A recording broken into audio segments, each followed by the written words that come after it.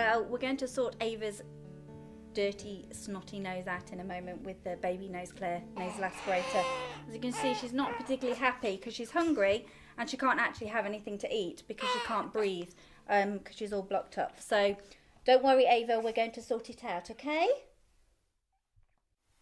Put the mouthpiece in your mouth and hold. Then put the bulb end at the baby's nostril and target visible mucus. You can do this one-handed, so the other hand is free to secure and comfort your baby. Then simply suck and the congestion will collect in the sealed chamber behind the filter. The suction can be controlled and you can look through the chamber to see what is happening. It is really quiet and non-invasive. Once the nose is clear, it is really useful to also use the Baby Nose Clear room vapour to help keep baby's nose clearer for longer. Again, this is safe to use from birth. So Helen, you've just used the Baby Nose Clear aspirator. How did you find it?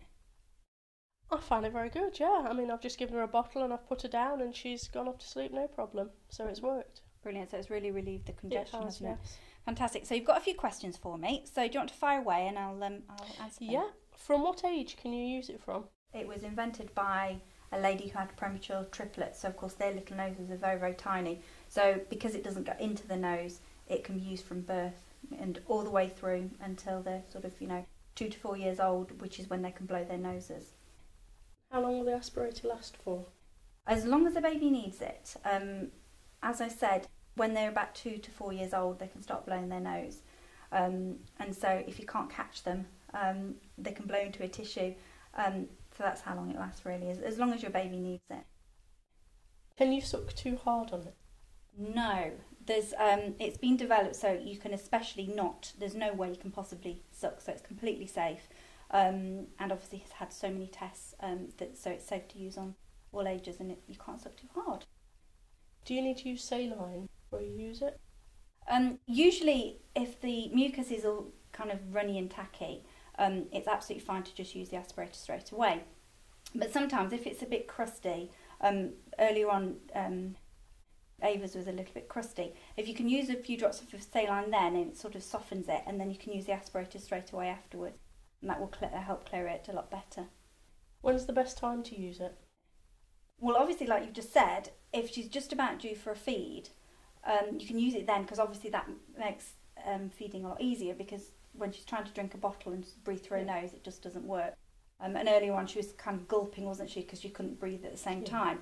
So you can use it just before feed, and obviously when you put her down for bedtime or even nap times, if you use it then she can go to bed and she can breathe through her nose and she won't get all agitated and get all upset because she can't sleep.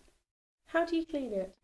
Really, really simple. All you need to do is open it up, and the little filter inside, you take that out and you just wash it in warm soapy water, but make sure the filter's nice and dry so the air can come through when you're trying to suck mucus.